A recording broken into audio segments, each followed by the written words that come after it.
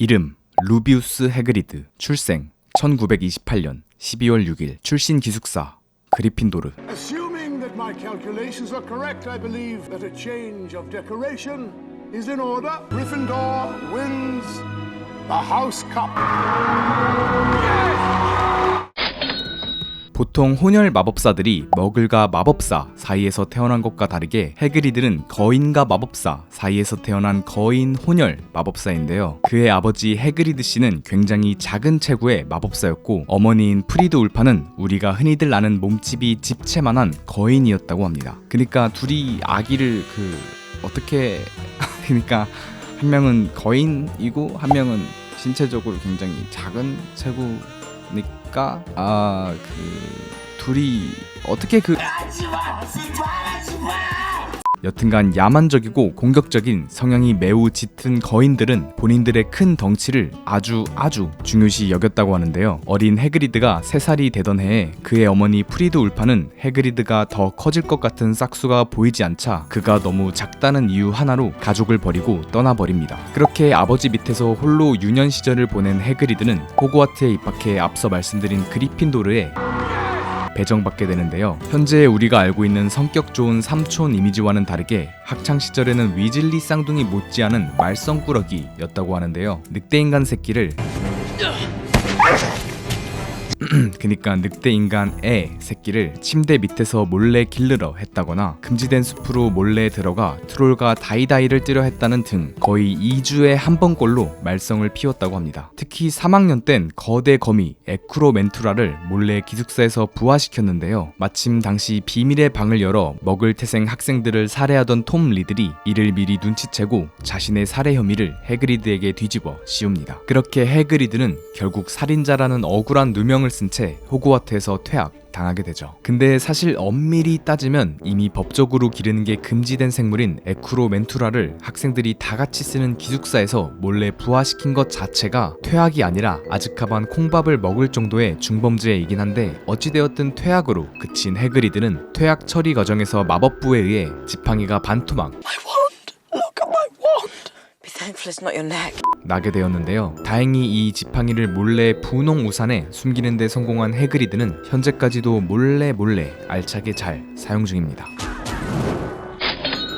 비록 호그와트에서 퇴학당하긴 했지만 해그리드는 덤블도어에 의해 호그와트 사냥터지기 직책을 맡으면서 제2의 인생을 시작하게 되는데요. 사실 여기서 사냥터지기는 번역상의 오류로 현재는 사냥터지기에서 숲지기로 수정되었습니다. 근데 뭐 말이 숲지기지 아무것도 모르는 1학년 잼민이들 안내 역할부터 크리스마스 데코레이션, 사장님 아니 교장쌤 잔심부름,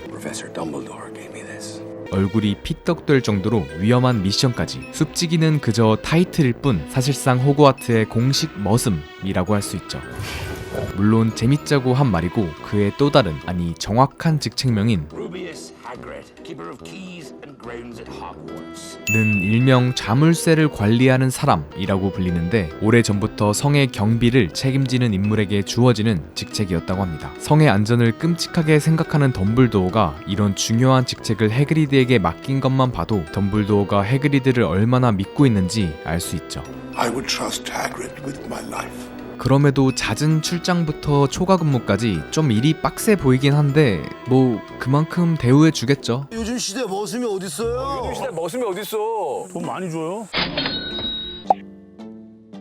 앞서 말씀드린 대로 거인 혼혈인 해그리드는 무려 3.5m의 키에 131kg이라는 어마무시한 덩치를 자랑하고 있는데요. 단순히 몸집이 큰 것뿐만 아니라 거인족의 피가 흐르고 있기 때문에 노크 두세 번으로 남의 집 대문을 부시고 들어온다거나 먹을 지팡이 따위는 한 손으로 꺾어버리는 등 살벌한 괴력을 갖추고 있으며 거인족의 특징인 마법 저항력까지 물려받았기에 웬만한 마법 주문은 직방으로 맞아도 그냥 튕겨버리는 몸땡이까지 가지고 있습니다. 물론 혼혈이기 때문에 진짜 거인급의 마법 저항력을 갖춘 건 아니지만 여튼간 게임으로 치면 체력, 힘, 물방, 마방 전부 풀스택으로 갖춘 탱커 중의 탱커라고 할 수 있는데요. 문제는 이렇게 사기적인 몸뚱이를 가지고 있다 보니 일반인에겐 살떨리게 무서운 마법 동물들도 해그리드 눈엔 그저 귀염뽀짝한 뽀시래기로 보인다는 거죠. 특히나 이 문제는 그가 신비한 마법 동물 돌보기 교수로 발탁되면서 한층 더 심각해졌는데, 학생들 얼굴을 물어뜯으려 하는 괴물책을 교과서로 정한다거나 늑대인간도 원펀치로 제압하는 위험동물을 별다른 통제 없이 수업하는 등, 심지어 원작에선 불법 교배 실험종으로 아직 정체조차 제대로 파악되지 않은 위험동물 폭탄꼬리 스크루트를 수업에 포함시키기까지 했었습니다. 그래서인지 해그리드는 같은 마법동물 애호가로 유명한 뉴트와 비교되곤 하는데, 예를 들어 뉴트는 마법동물 지식이 적은 제이콥을 데리고 마법동물을 상대할 땐 보호 장비를 Put this on it. Why would I have to wear something like this? Because your skull is susceptible to breakage under immense force. 착용시키거나 위험 등급이 현저히 낮은 Would you mind throwing some of those pellets in with the moon calves over there? 동물들만을 상대하게 하는데, 확실히 해그리드는 이런 상대방에 대한 이해도가 많이 부족하죠. 만약 해그리드가 뉴트였다? 바로 제이콥 보고 위험 등급 XXXXX 눈두 먹이주라고 했다가 그대로 제이콥이 먹이가 됐을 겁니다. 물론 맘먹고 가르치려 들면 잘하긴 합니다. 소설에서도 리플러를 이용한 수업이나 유니콘을 이용한 수업은 학생들에게 큰 인기를 끌었는데요. 정작 본인이 유니콘은 너무 심심해서 재미가 없다고 하긴 했지만,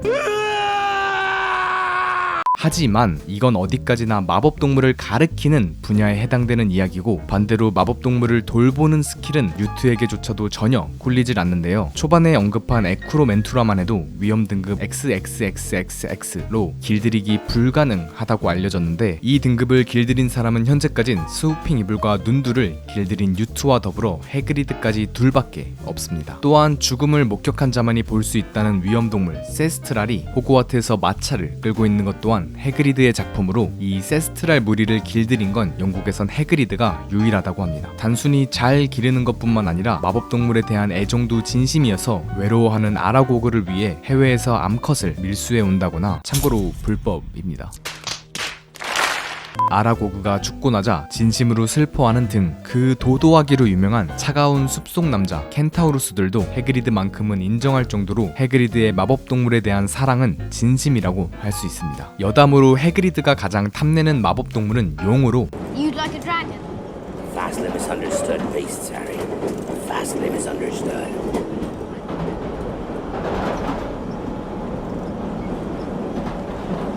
1편에선 직접 부화시키는 데 성공하며 오랜 소원을 이루나 싶었으나 얼마 못 가 걸리는 바람에 용 관련 일을 하고 있는 론의 형 찰리가 있는 루마니아로 보내버렸는데요. 꽤나 집착이 심해서 4편 트리위저드 시합 당시 용의 알을 또 한 번 탐냈었는데, 스태프로 있던 찰리가 용의 알 개수를 다 세어놨다고 해그리드에게 직접 경고하기도 했었습니다. 여튼간 그의 독특한 마법동물에 대한 시각은 단적으로 머리 셋 달린 초거대 괴물개의 이름을 복스리로 본인 피셜 겁쟁이라고 한 Okay, then I get Fang. Fine, just so you know. He's a bloody coward. 댕댕이의 이름을 송곳니로 붙여준 것만 봐도 알 수 있죠. 비록 확성기급으로 방정맞은 입 때문에 I shouldn't have told you that. I shouldn't have told you that. I shouldn't have said that. I should not have said that. 종종 해리 삼총사를 위기에 빠뜨리긴 했지만, 어찌되었건 삼총사 사이에 트러블이 있을 때마다 그 사이를 회복시켜주며 삼총사의 우정을 유지시켜주는데 해그리드가 큰 역할을 했다고 해도 과언이 아닌데요. 무엇보다 해리에게 있어 해그리드는 머글 세계에서 외롭고 불행한 삶을 살고 있던 해리를 마법 세계로 안내해준 해리가 처음으로 느낀 따뜻한 온기라고 할 수 있습니다. Baked it myself, words and all. Thank you. It's not every day your young man turns 11 now, is it? 훗날 부모가 된 해리가 자식들이 호그와트로 입학하자 일주일에 한 번은 해그리드와 차 마시는 걸 잊지 말라고 했을 정도로 해리에게 해그리드는 단순히 멘토를 넘어 시리우스와 더불어 가족과 같은 존재라고 할 수 있죠. I brought you here 16 years ago when you were no bigger than a bow truckle. Seems only right that I should be the one to take you away now. J.K. 롤링은 해그리드가 아기 해리를 운반하는 장면을 머릿속으로 그리던 당시 동시에 그가 해리의 시체를 혹은 죽은 척하고 있는 해리를 호그와트로 운반하는 장면을 그렸다고 하는데요. 어떻게 보면 해리의 시작점과 마침표에 항상 해그리드가 있었던 만큼 이 둘은 서로 뗄래야 뗄 수 없는 사이라고 볼 수 있을 것 같습니다.